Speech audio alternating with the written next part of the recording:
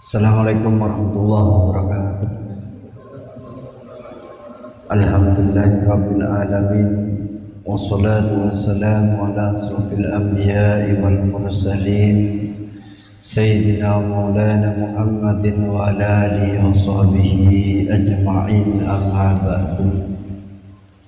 Yang saya hormati alim ulama, yang saya muliakan para jamaah yang hadir di majelis ini. Pertama-tama marilah kita panjatkan puja-puji syukur kita kehadirat Allah Subhanahu wa taala yang telah mengumpulkan kita di majelis ilmu ini, di majelis yang insya Allah penuh barokah ini, dan mudah-mudahan kita selalu dipertemukan dengan para wali Allah dan selalu dipertemukan dengan orang-orang yang soleh dan dikumpulkan bersama orang-orang yang muttaqin, tidak hanya di dunia ini tapi juga di akhirat nanti kita selalu dikumpulkan dengan para kekasih Allah. Kedua kalinya salawat dan salam semoga tetap tercurahkan kepada junjungan kita Nabi besar Muhammad sallallahu alaihi wasallam.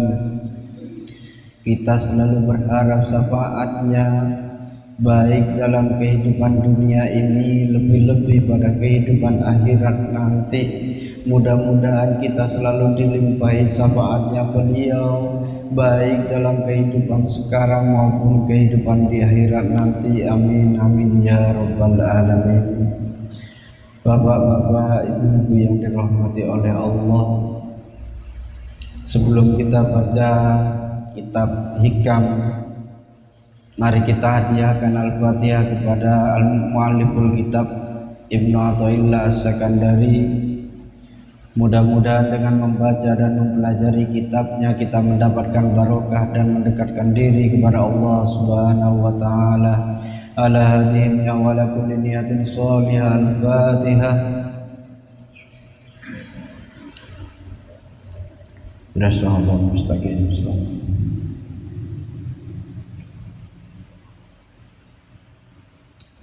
Qala al-musannif rahimahullah ta'ala wa nafa'ana bihi wa bi ulumihi wa matana bi madadihi wa asrarihi fid dharain amin. Ini kitab Syarah Hikam, salah satunya yang miliknya At-Tirmidzi. Sebagian banyak syarah-syarah hikam yang masih bisa untuk dijadikan perbandingan dan dibaca. Qala mualliful kitab Ibnu Athaillah As-Sakandari. Ibnu Athaillah mengatakan di dalam hikmah yang 22 ini, apa yang dikatakan oleh Ibnu Athaillah dalam kitabnya, ma min nafasin tubdihi illa walahu qadarun fi kayumdihi. Ma min nafasin tubdihi, tidak ada nafas kita, tidak ada nafas kita tubdihi yang kita hembuskan, baik hembusan dari luar masuk ke dalam atau dari dalam ke luar. Illa walahu qadarun fika, illa kecuali walahu bagi nafas itu qadarun fika, telah ditakdirkan oleh Allah yumdihi, untuk dipergunakan dan diambil faidahnya. Jadi berapa nafas kita satu hari satu malam? Pernah hitung? Gak pernah. Nafas kita satu hari satu malam seumur hidup kita, keluar masuknya nafas itu sudah menjadi takdir Allah, sudah ditentukan oleh Allah. Dalam hitungan berapa nafas sampean akan mengalami sakit, Allah sudah tahu.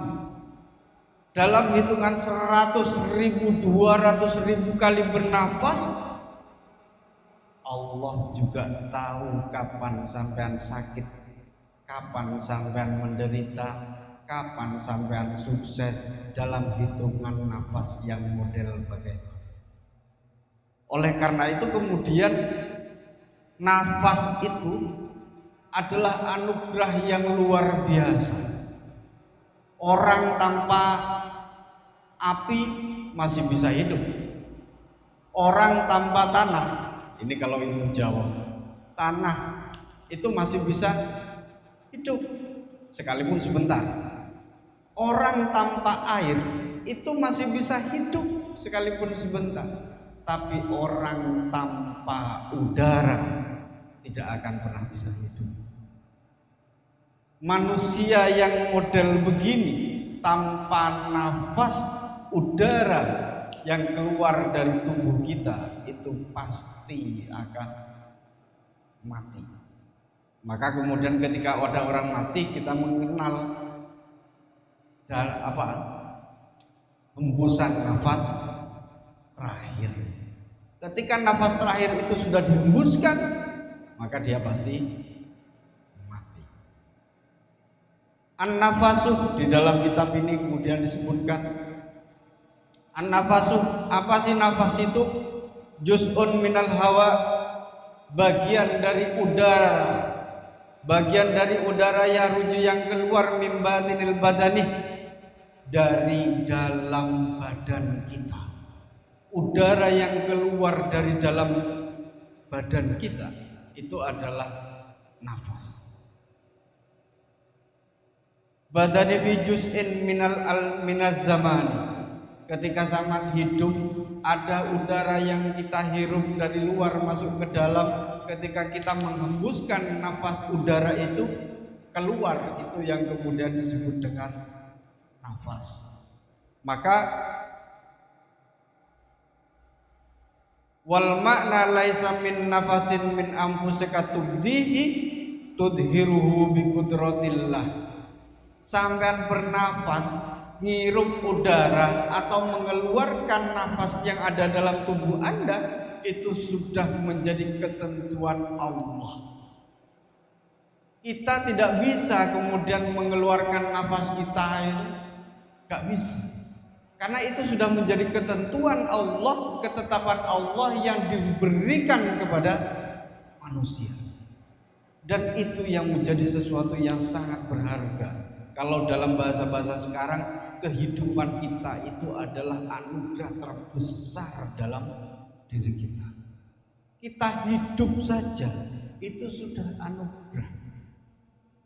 Tapi ingat, ketika kemudian kita hidup, ada nafas yang kita beri, kita keluarkan, ada nafas yang kita hirup, dan itu bersamaan dengan ketentuan-ketentuan Allah. Berarti setiap hembusan nafas yang kita keluarkan itu mesti dimintai pertanggungjawaban oleh Allah. Makanya kalau dalam ulama-ulama sufi kemudian zikir kayak tadi, la ilaha illallah, illallah, Allah, Allah, itu melatih nafas kita, keluarnya nafas kita, masuknya nafas kita bersamaan dengan asma Allah. Sehingga kemudian ketika sampean sering melatih nafas sampean bersamaan keluarnya dengan asma Allah itu, maka kemungkinan kita akan dekat dengan Allah. Karena kita tidak pernah tahu kapan nafas kita berhenti. Banyak tuh orang yang sehat kemudian moro-moro berhenti nafasnya. Banyak. Tidak perlu menunggu sakit, nafas itu berhenti. Kenapa? Karena itu sudah menjadi sebuah ketentuan dari Allah. Ini penjelasannya sedikit. Tampil satu kitab yang lain. Dalam menjelaskan hikamiah nomor 22, inna anfasaka wa anfasa ghairika. Nafas kita dengan nafasnya orang-orang yang lain. Nafas kita dengan nafas makhluk-makhluk Allah yang memiliki nafas. Qad amhalal qadar wala yasduru minka wala ghairika. Qad amhalal qadar, sudah diliputi oleh ketentuan-ketentuan Allah. Ada nafas yang panjang, ada nafas yang tidak panjang. 1 tahun kita memiliki nafas katakanlah 1000, 2000, 3000 dalam kondisi sehat atau tidak sehat. Allah sudah tahu. Ketika kita sudah berumur hembusan nafas 2000 kali, kita akan mengalami sehat. Dalam 2000, 3000 kali kita akan mengalami penderitaan, sakit dan lain sebagainya. Itu sudah menjadi satu ketentuan Allah. Dan itu juga dimintai pertanggungjawaban. Oleh karena itu kemudian berharganya nafas yang masih berada dalam jasad kita ini harus kita pergunakan sebaik-baiknya. Bagaimana kita menggunakan sebaik-baiknya? Wala wairka illa masabaqa bihi ilmuhu wa qada'uhu illa kecuali ma sesuatu sabaqo yang telah lalu bihi dengan nafas itu ilmuhu wa qada'uhu. Jadi pengetahuan Allah tentang nafas-nafas kita makhluknya itu sudah lengkap, sudah selesai dan sudah ada ketentuan-ketentuannya. Makanya meninggalnya seseorang itu adalah karena hembusan nafas terakhir. Siapa yang tahu? Tidak ada yang tahu. Yang tahu adalah Allah, karena itu berkaitan dengan ketentuan yang diberikan Allah kepada diri kita. Kalau kemudian nafas-nafas yang kita gunakan itu sudah ditentukan oleh Allah dan harus kita gunakan dengan sebaik-baiknya, apa yang harus kita lakukan? Falazimuka antardoi ala qadrihi. Maka harus selayaknya kita menerima dan ridho terhadap ketentuan-ketentuan Allah kepada diri kita. Kalau kemudian Allah menentukan diri kita itu menjadi orang baik atau orang yang kurang mampu atau serba kekurangan, bagaimana kemudian nasib keadaan yang model seperti itu tidak menjadi satu penghalang untuk mendekatkan diri kepada Allah, justru itu kemudian menjadi pemantik agar kita menjadi manusia yang hebat dan dikenal oleh Allah. Nah, itu yang harus dilakukan. Wa haqiqatur ridho. Kalau kita diharuskan untuk ridho kepada seluruh takdir dan ketentuan Allah, apa hakikat ridho itu? Hakikat ridho itu adalah Allah ta'arida 'ala Allah subhanahu.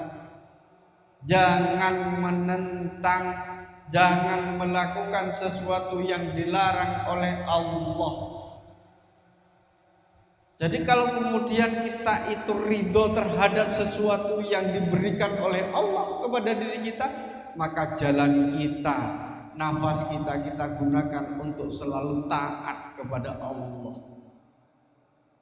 Ada banyak orang yang selalu bilang saya ridho terhadap ketentuan Allah, tapi setiap hari melanggar ketentuan Allah. Tidak bisa dikatakan sebagai orang ridho.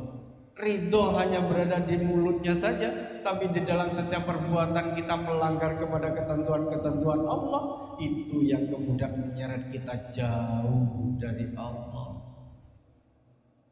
Ini yang harus kita pikirkan. Satu ketika di dalam satu diskusi itu kemudian Allah ndau ada seorang hamba besok di akhirat nanti, seorang hamba yang datang ingin masuk ke surganya Allah. Kemudian Allah bilang stop, jangan masuk surganya Allah, jangan masuk. Maka Allah bertanya, kenapa Anda menyakiti saya? Allah bertanya kepada hambanya, kenapa Anda menyakiti saya? Seorang hamba yang tidak pernah merasa menyakiti tidak mengatakan, saya tidak pernah menyakiti engkau ya Allah, saya tidak pernah menyakiti engkau, saya selalu taat beribadah kepada engkau. Apa yang dikatakan Allah? Tidak, Anda menyakiti hambaku ketika ada orang menyakiti hamba yang lain. ketika orang menyakiti orang lain, maka itu di dalam konteks sufi menggunakan hadis itu berarti sama saja menyakiti Allah. Kita mencaci orang yang lemah itu sudah banyak kita lihat. Orang yang lemah tidak akan pernah bisa membalas, tapi yakinlah bahwa orang yang pemilik orang yang lemah itu bisa untuk membalasnya. Siapa? Allah. Makanya kalau kita ingin marah kepada orang, berpikir 1000 kali, karena khawatir pemiliknya marah. Siapa? Khawatir Allah marah kalau kita marah kepada hamba-hamba yang baik. Sebagaimana kemudian dawuhnya Nabi, la tasubud dar fa innallahu huwad dar. Jangan kemudian Anda melakukan menyakiti, menyia-nyiakan sebuah masa, karena sesungguhnya ketika Anda menyia-nyiakan sebuah masa, menyakiti orang lain, fa innahu huwad dar, maka sesungguhnya Allah lah yang kemudian tersakiti.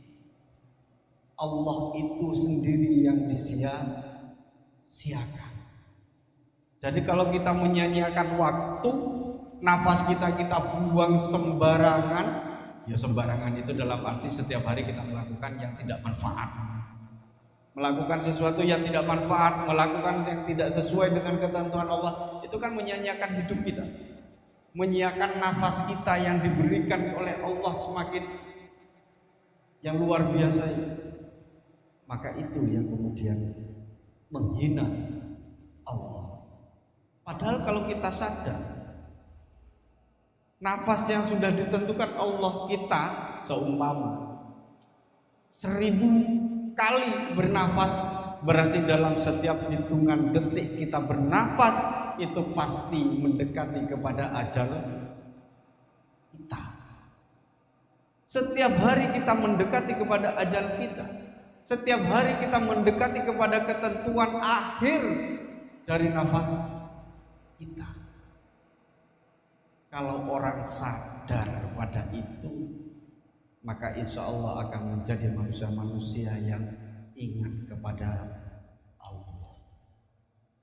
Bapak-bapak yang dirahmati oleh Allah,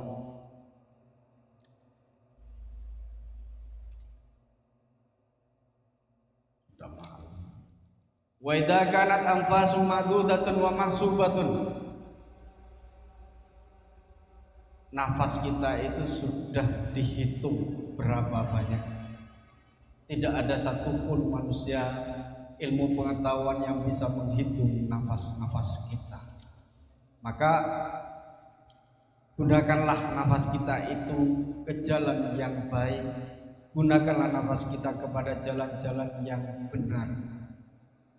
Mengingat daunnya Sayyidina Umar kepada kita, hasibu anfusakum qabla an tuhasabu.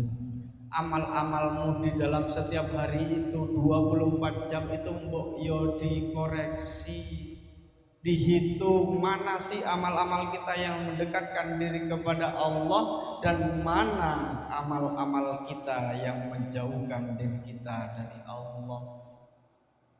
Kalau kita pandai untuk menghitung setiap amal, maka kita sama saja menghitung, mengiringi amaliyah-amaliyah kita berserta nafas-nafas kita untuk selalu dekat dengan Allah Subhanahu wa taala.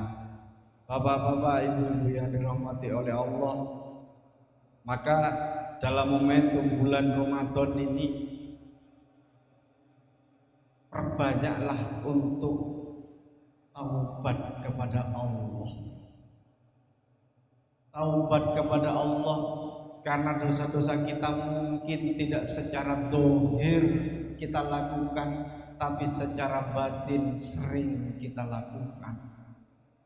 Kita lupa kepada Allah dalam konteks ini sudah menyia-nyiakan Allah, dan itu bagian dari kesalahan dan perlu dimintakan taubat. Yang kedua adalah bayar hutang kepada Allah. Seumpama kalau di dalam tahun-tahun lalu berapa banyak kita tidak sholat, berapa banyak sholat kita tinggalkan, berapa banyak kemudian sedekah atau zakat yang harus kita keluarkan tidak kita keluarkan, itu adalah bagian dari hutang yang harus kita sahur, bukan sahur atau yang harus bayar. Hitunglah itu. Karena itu yang juga akan membantu diri kita agar kemudian terbebas dari pertanyaan-pertanyaan Allah itu. Yang ketiga adalah kalau seandainya kemudian di dalam perilaku kita, bermuamalah dalam keseharian kita, ada barang yang sengaja atau tidak sengaja, barang orang lain yang kita ambil haknya, maka kembalikanlah. Kalau kita tidak sengaja ngambil dan berada di dalam diri kita, rumah kita, tidak sengaja ngambil uangnya orang, kembalikan. Kalau yang pada waktu mudanya sering utang di warung yang sampai saat ini belum dibayar, kembali ke warung itu, bayar. Itu yang harus dilakukan. Kalau kemudian kita tidak mampu untuk membayarnya, gimana? Kita memintakan ikhlas kepada orang. Kita berbuat zalim kepada orang, itu juga harus memintakan ridhonya, ikhlasnya. Kalau seandainya kemudian tidak diberikan ikhlas, tidak diampuni dan tidak diridhoi, itu sudah bukan persoalan kita. Yang penting kita masuk pada wilayah itu. Yang selanjutnya kita selalu bersedekah untuk orang-orang yang kita cintai dan juga orang-orang yang kita zalimi. Bapak-bapak, ibu-ibu yang dirahmati oleh Allah, mungkin itu sekelumit sedikit yang saya baca dari Sarah Hikam karena sudah malam. Mudah-mudahan kita dipandu oleh Allah agar selalu nafas kita beriringan dengan asma-asma Allah, sehingga kemudian ketika kita ajal menjemput kita, nafas terakhir kita itu selalu beriringan dengan asma Allah dan selalu bersama Allah. Man akhir kalamihi la ilaha illallah dakhalal jannah. Dan inilah yang kemudian kita pelajari mulai kemarin. Zikir, membiasakan diri agar nafas ruh kita selalu ingat dan selalu bersama Allah. Bapak Ibu yang dirahmati oleh Allah, mudah-mudahan kita selalu dikumpulkan dan diakui sebagai orang yang muttaqin, dikumpulkan dengan para kekasih-kekasih Allah, tidak hanya di dunia tapi juga di akhirat nanti. Kita dimasukkan ke surganya Allah Subhanahu wa taala. Amin amin ya rabbal alamin. Akhirul kalam wallahu muwaffiq ila aqwamit thoriq. Wassalamualaikum warahmatullahi wabarakatuh.